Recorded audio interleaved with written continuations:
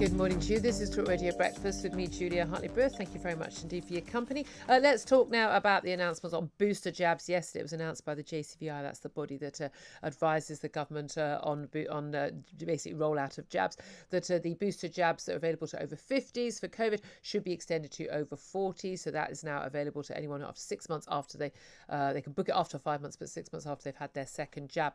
But also that 16 to 17-year-olds would also be able to get their second jabs as well, although previously they'd been concerned that it was after the second jab that particularly young boys were actually having heart inflammation problems as a result of their jabs. Clearly they've assuaged those concerns. But Prime Minister did actually concern a lot of people last night when he said that, well, all over 40 should come forward for their booster jabs to save Christmas and prevent another lockdown, refusing to rule out another lockdown and saying that actually the definition of fully jabbed would soon be to have had 3 jabs. So you're going to have 3 jabs unless you want to have to self-isolate if you come into contact with someone who's had COVID, or if you want to travel. Let's talk to Jamie Jenkins about this. He's former head of health analysis at the Office for National Statistics. Good morning to you, Jamie.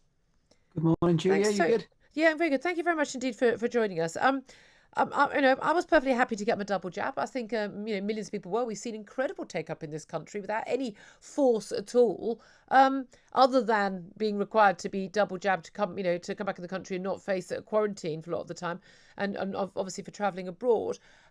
But the idea that we would need to have a booster jab, all of us at some point, it would appear, to be able to be considered fully jabbed, is that a step too far? No, I agree. I think it is. So I've also been double jabbed, Julia, and I've currently, last week had COVID. So as well as having the kind of 2 vaccines, my body's kind of my own immune system's now trying to fight off the virus and get rid of it. So the thought of me wanting to go and then have a booster jab, and my partner's actually had a booster because she works in the NHS. She's caught COVID, similar kind of symptoms to me, very mild and the like. So we've never in the past, for the likes of the flu, we have annual vaccines for the vulnerable people, Julia. We've never mandated that everybody needs to have a flu vaccine. And as you rightly say, we've had a huge take-up of the vaccine rollout. We've got significant numbers in the population. What this would mean actually is that about nearly 35 million people who have had 2 doses of the vaccine would suddenly become kind of unvaccinated if they change the definition. Now, we can't kind of argue with what other countries want to do. If a foreign country wants to say you need to have 3 jabs to come in, well, we've got a choice not to do that. But I think it's going one step too far in this country. Now, what we can see from the data is that we do see some kind of the immunity waning, especially among those who had the vaccine quite early.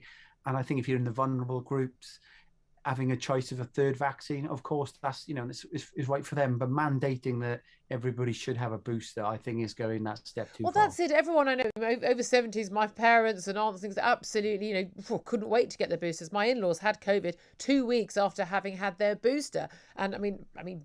Barely a symptom between them at all. I'm delighted with it, and realistically that could have also happened after just the 2 jabs. Could also happen without being jabbed at all. I know plenty of people who've had it with barely a symptom at all, but given that they're in their 70s, great news, they've got that extra protection. But you've been looking at some of the data, which what you did at the Office for National Statistics, or in terms of health, and in terms of there is no doubt at all, you say, the waning, particularly of AstraZeneca, and Pfizer, the 2 jabs we've most had in this country and the most vulnerable. The waning has been largely on your ability to catch COVID, not necessarily waning on your chances of getting seriously ill, being hospitalised or dying. That immunity is still lasting very well, isn't it? Dame Sarah Gilbert, who came up with the AstraZeneca vaccine, has said that she doesn't understand why boosters would even be needed, because the most important aspect of the jabs, what they were designed to do for people dying, that actually still works just as well. Yeah, well, if you look at the data, that is clearly the case, Julia. We've seen a significant number of reduction in deaths. There's going to be the vaccine effect. Also, remember now we've had millions of people across the country who've caught COVID as well. So there's that kind of, you could say that's the top up of immunity in the population on top of the vaccine.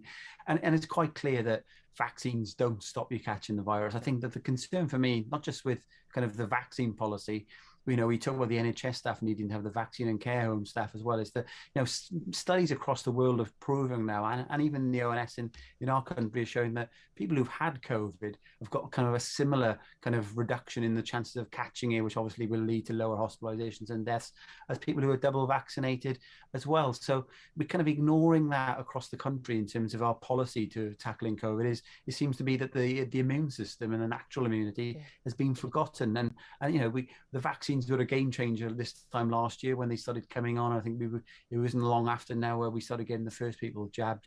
But we've seen a significant reduction in people in hospital. I think the concern, Julia, and you could hear it yesterday from Chris Whitty, is that the NHS is under a lot of pressure, and we do know that the number of patients in hospital at the moment is 40% lower than this time last year.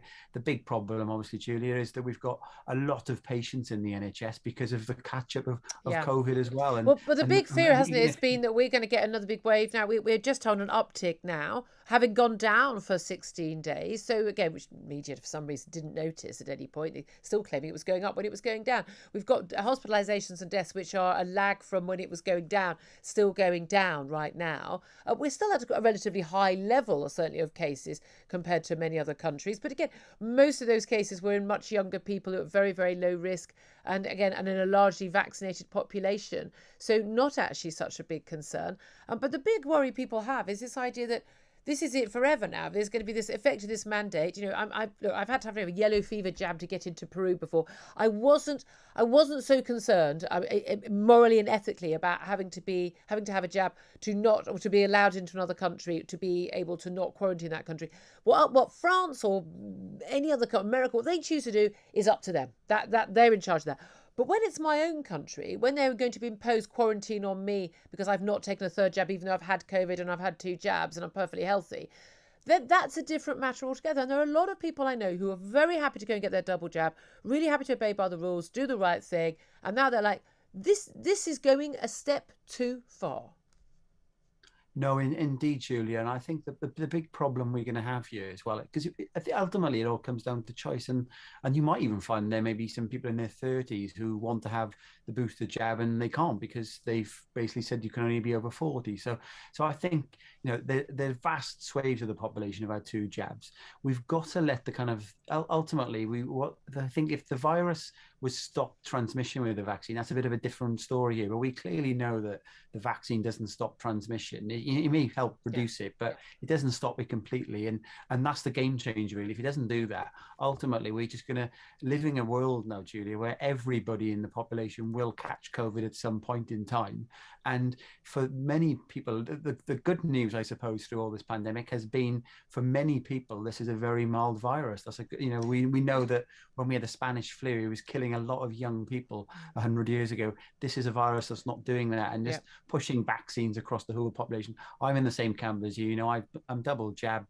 COVID, I don't see the necessary need to, especially at this stage, to go and have a booster vaccine. And if they start changing the definition, and I live in Wales where we've got these vaccine passes in at the moment, if Mark Drakeford decides to jump on this bandwagon and start saying that you can't go into a venue unless you had 3 jabs, when does this end? Yeah, exactly. And again, will it be 4? Will it be 5? Will it be 6? Will it be 7? I mean, that's the thing. I'm perfectly happy for them to be available, and for people who are in need of them to get them. I'm not anti-vax at all.